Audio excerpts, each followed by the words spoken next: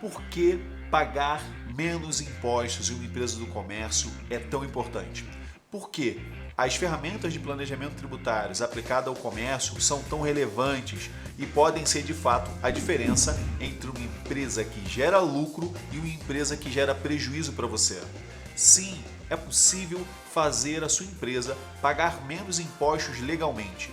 As ferramentas de planejamento tributário são as que de fato conseguem esse objetivo de maneira clara, de maneira simples, literalmente reprogramando o seu negócio para que você possa fazer isso. Hoje, de fato, eu vou revelar para você as nossas ferramentas através de uma história de uma empresa, onde de fato a gente ali desenvolveu um planejamento tributário que mudou a história daquela empresa. E a sua concepção de negócio, a sua concepção de comércio jamais será a mesma depois da história que eu vou te contar hoje. Oi pessoal, sou André Belfort, contador, advogado tributarista, um especialista em planejamento tributário. Seja muito bem-vindo ao nosso canal. Segundo o Impostômetro, somente no ano de 2021, o Brasil deve arrecadar cerca de 3 trilhões de reais somente em pagamento de impostos. Na contramão disso, em meio à pandemia, o Brasil registrou o fechamento de mais de 500 mil empresas. De fato, como você percebe, as autoridades, a própria arrecadação, ela vai na contramão do que acontece hoje com a realidade das empresas. Então, se você não souber como fazer isso, não souber como se proteger e, de fato, ter de forma legal meios para que você possa pagar menos impostos, você está colocando a sua empresa em um risco desnecessário. Aperta os teus cintos aí, que hoje eu vou dividir com você uma história que foi um divisor de águas, não só na empresa, mas também na minha vida. Uma história que, de fato, onde a gente demonstra porque toda essa minha motivação em trabalhar com empresas de pequeno e médio porte, porque toda essa minha motivação em ajudar as empresas a pagarem menos impostos. Bom, falando de uma empresa de comércio, é preciso entender como é que funciona isso, né? Como é que é essa atividade de comprar e vender produto? Qual o principal imposto que incide no comércio? A gente tem uma série de impostos que vão incidir sobre essa transação de compra e venda.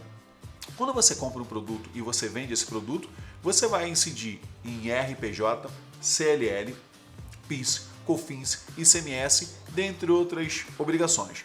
Porém, o que mais se destaca de fato é o ICMS. O ICMS só aqui no estado de Rio de Janeiro corresponde a 21% do valor da venda bruta. São Paulo 18%, Interestadual 12% e assim vai. E assim vai. A cada estado, né, o ICMS é um imposto estadual e cada estado vai trazer a sua forma de tributação.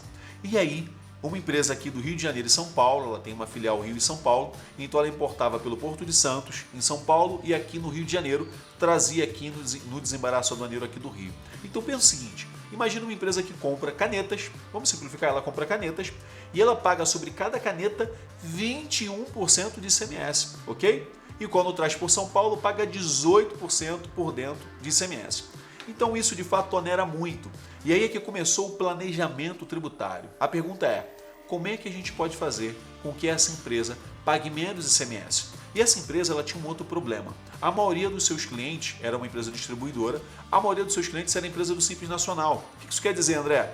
É que essa empresa do Simples Nacional, esses 21%, esses 18% de ICMS, quando chega na mão desse empresário, ele vira custo. Não é crédito, diferente de outros regimes. Então, peraí, o que eu tinha? Uma alta tributação de ICMS, eu tinha aquele cliente final dele ali, o cliente da cadeia dele, não se creditando daquilo. Então, de fato, o ICMS, dentro desse imposto, que é não cumulativo, mas na modalidade dele ali, cumulativa, por ser o cliente do Simples Nacional, ali morava o maior desafio, por isso também abrigava as maiores oportunidades. E aí é que nasce Itajaí. Ô lugar bom, ô terra boa de plantar importação. Ô terra boa de se comprar produto. Itajaí, uma cidade em Santa Catarina, traz ali uma série de benefícios a uma lei de isenção, onde você traz esse 18%, 21% para casa de 2 a 4% de ICMS. Pensa o seguinte, uma operação de 2 milhões a cada importação. Estamos falando aqui de, em média, 300 a 450 mil reais somente de ICMS. E agora você imagina que quando eu levo essa operação para importar por Itajaí, agora 2 a 3%. Estamos falando de 300 a 400 mil reais de economia a cada importação.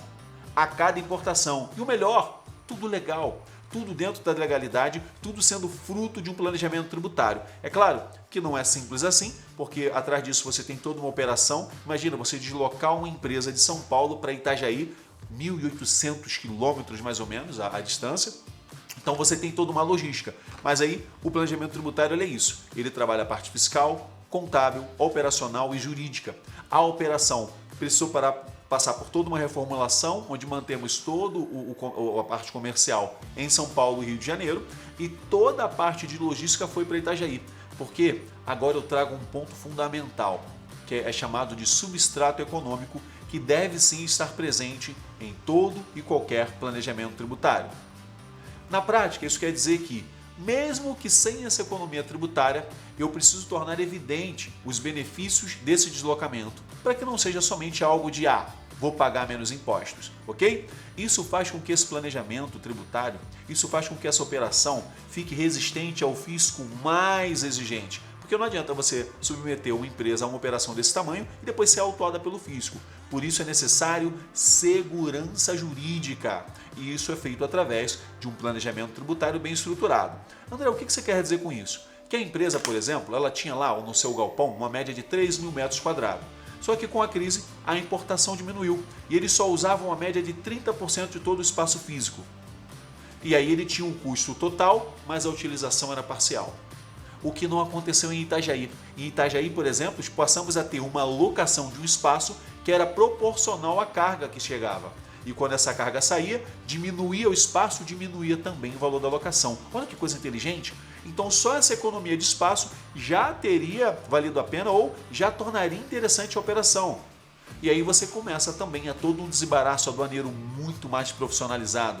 Um local de importação e exportação, onde de fato você tem toda uma estrutura de logística que torna o processo mais rápido, muito mais eficiente, dando a velocidade necessária a quem faz o trabalho de importação. Então, de fato, esse foi um dos planejamentos tributários mais nucleares do que a gente já fez aqui até hoje. Depois muitas coisas começam a acontecer a partir disso. E o bom do planejamento tributário é que uma vez que você entende como isso pode ser simples, você vicia.